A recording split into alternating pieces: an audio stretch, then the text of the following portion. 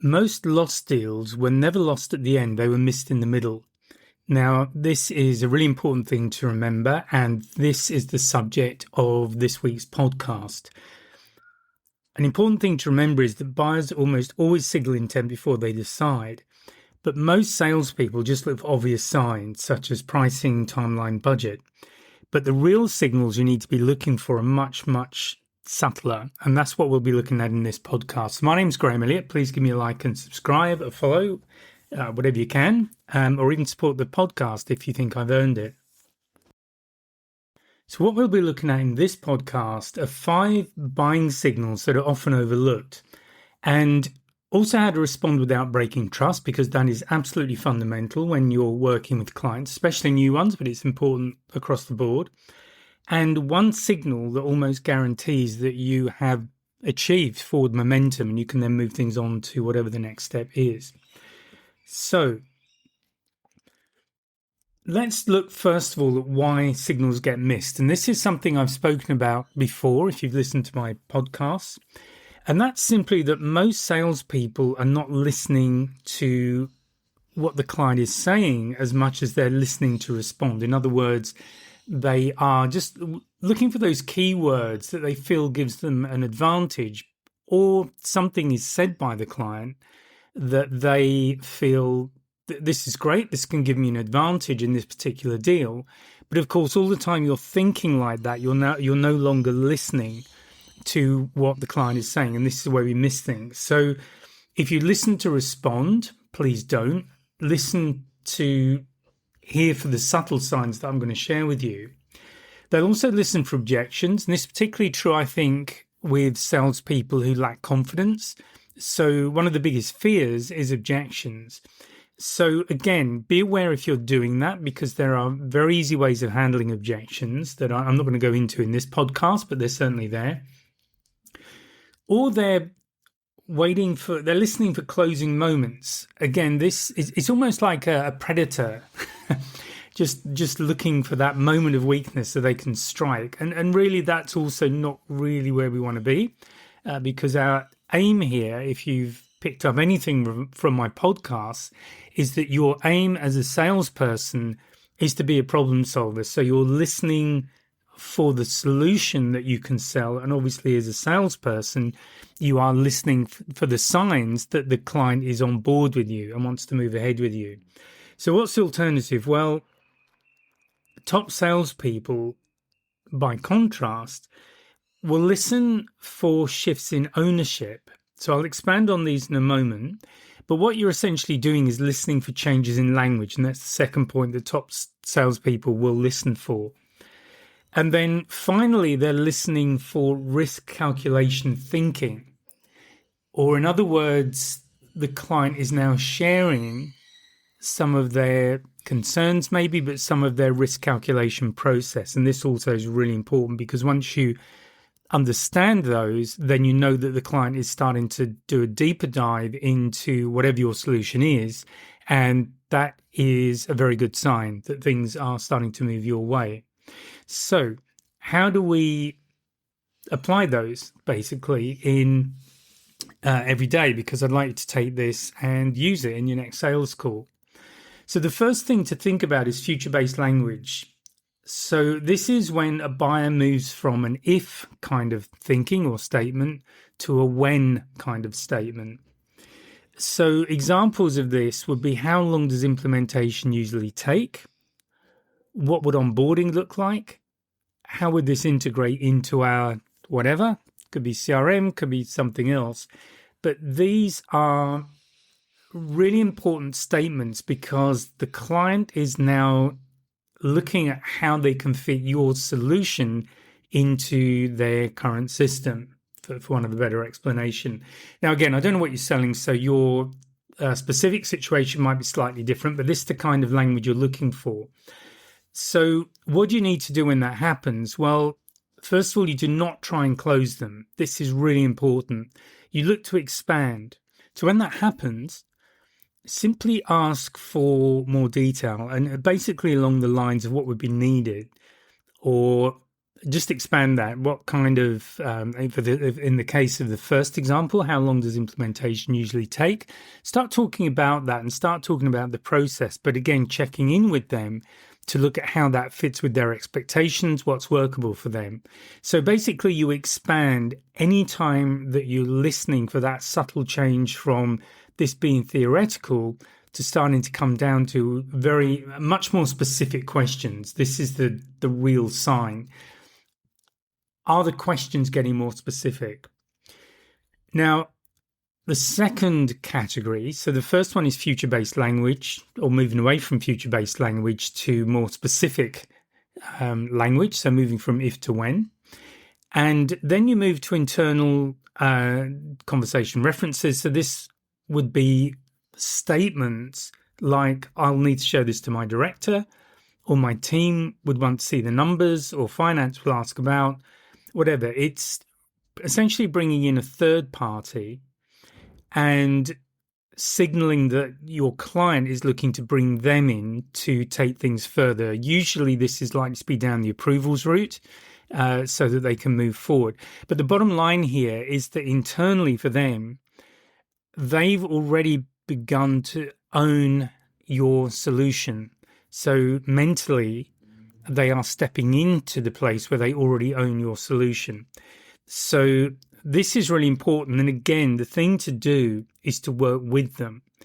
So you can use statements like, would it help if we structured something easy to share internally? Or you can ask, what sort of information would you like me to provide? Or maybe provide a summary. If it's a director, it might be an executive summary. So again, it's having that discussion with them to get them to guide you in what form of information is needed at this stage of the process. And this is collaborative sales. This is consultative selling. This is working with your client. This is sitting side by side with your client to solve their problems. So that's the second sign that things are moving forward. Now, another one is actually objections, and these are soft objections. So this is rather than hard resistance, these are basically the client sharing that they have an issue, and this may also come up after you've responded to an objection they have. So remember, objections are often not the client saying no, but they have a concern that you haven't addressed, so they need clarification on it. So the kind of statement, the kind of language you're listening for are things like, my only concern is, whatever that might be, the one thing I'm unsure, I'll say that in English, the one thing I'm unsure about is, and then you go into it.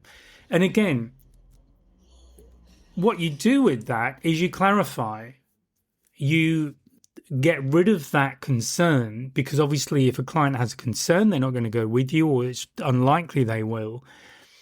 And it's a really, really good sign when they begin to voice concerns, because somebody who isn't intending to buy from you is unlikely to use that kind of language. So this is something to be welcomed. And I know a lot of, particularly if people, again, if you're new to sales, you might find that a bit strange, but that's definitely how it works. Then the fourth signal that you're looking for is when things start to get really specific. So I've already alluded to this earlier on in this podcast, but what you have to remember is that if people are being vague, they're not likely to buy. So in other words, vague buyers don't buy. But as they get more specific in their questions, in their statements, whatever it might be, or in what they're telling you about the requirement, this is a really good sign. So an example might be a buyer talking about needing to improve efficiency. Well, fine, but what does that mean in real terms? It's just a statement. When they move to something like, our onboarding currently takes 47 days, and you go from there. Presumably they'd want to reduce that. But now they're talking specifics. So what you're looking for are specific numbers, specific dates, specific dollar values, whatever your currency is. Again, the more specific they get, the more they're moving into a more serious evaluation mode for your solution. Okay, and then the final change that you're listening for are what's known as emotional microshifts. So this is this gets a bit more advanced. We're starting to get a bit more psychological here. But here you're listening for things like the tone of their voice lowering. That often that means that they are thinking more seriously. This is a more contemplative thought process, if you like. There's a change in voice, and think about how you are. If you've been talking about something with someone, and then you kind of stop talking about it as a general solution, but you start to regard it as a more realistic option for you. Generally, there is a change in tone, a change in pace sometimes as well. So again, if they slow down, that can also be a really good sign. And if they pause before speaking, so again, that would generally imply if we're pausing before we're speaking, it's normally because we're thinking about something. We're maybe weighing up options that we have, or getting clearer on specific questions we want to ask. And then you get more detailed follow-ups. So again, things get more specific, that deep dive. So all of these signals are subtle, but they're powerful. And if you start to really listen for those changes going on, these are the kind of buying signs that a lot of salespeople will miss. They might even want to hurry the process along. They might feel a bit anxious and want to push for the close, and it's exactly the wrong thing to do. So what do you do when you spot these signals happening? So the thing not to do is what a lot of people do. A lot of, again, more inexperienced salespeople, they jump to the pricing. They'll push to try and close the deal because they sort of smell blood and they're going for the kill. Or they start to over-explain. So again, the thing to do when you're a more advanced salesperson is, first of all, to slow down. What you're doing is a thing called matching and mirroring in NLP circles. But when we're speaking to somebody and they begin to match the way the sort of I'm not saying do impressions here, but the kind of tone broadly that is being used, definitely the pacing of words, the closer we match, there's a subconscious connection there that client will feel that we're on the same wavelength as them. If the client slows down in what they're saying and you slow down as well, that's great. That's matching, and that's a really important thing to do. And it has, as I say, more subtle aspects of connection than I really want to talk about in this podcast, because I want to give you something you can apply. The other thing you can do is just deepen clarity. So in other words, help them go into more detail, be specific about the detail they need, let them lead again, or apparently lead, but you're taking them down the path so that you are getting rid of all of those concerns. So what happens with objections is, an objection is essentially a concern that hasn't been answered. It's another good way of thinking about objection. So an objection is not the client saying no. They're basically saying, I've got a concern and you haven't answered it. So if you regard them that way, when you get into this kind of situation where things are slowing down, you have the option to go in and provide further clarification.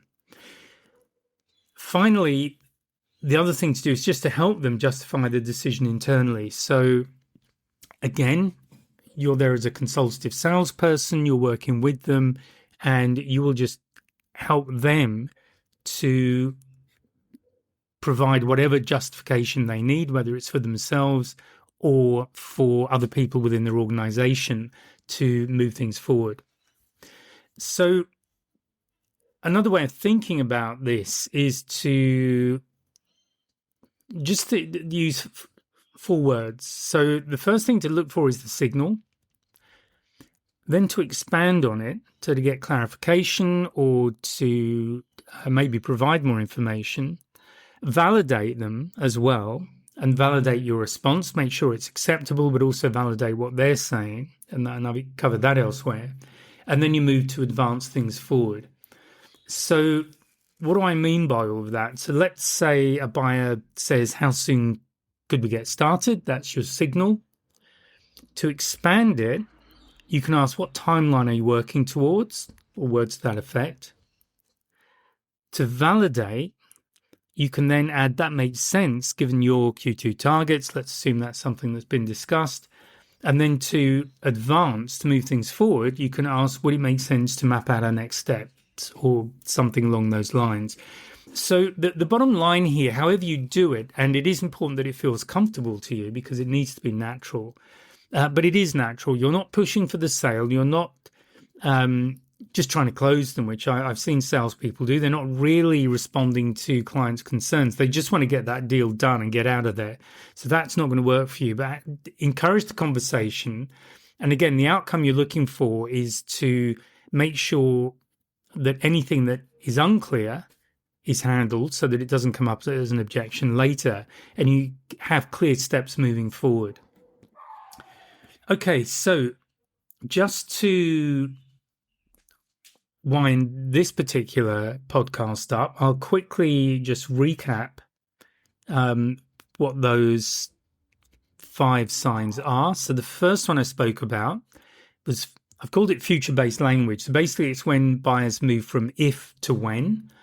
In other words, they get more specific. So if is a general term, there's no commitment with an if, but when you start using the word when, or when you start being specific about timelines, that's when you know that the client is starting to think more seriously about taking you on as a solution. So, and remember, the thing to do is to just expand, to have the conversation. The second thing is internal conversation references. In other words, they'll flag or indicate that they need to speak to somebody else within their organization.